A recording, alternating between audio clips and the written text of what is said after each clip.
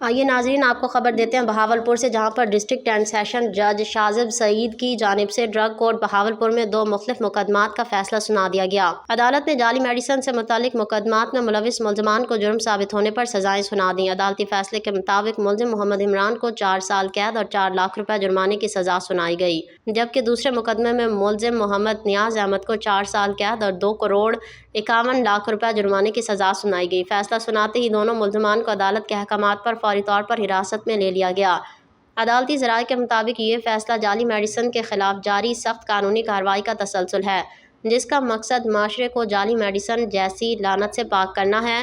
District and session जज शाजिब सईद ने इस मौका पर वाज़िया किया कि जाली अद्वियात के कारोबार में मुलविस अनासिर के साथ किसी किस्म की रियायत नहीं बरती जाएगी और कानून के मुताबिक सख्त सजाएं दी जाती रहेंगी।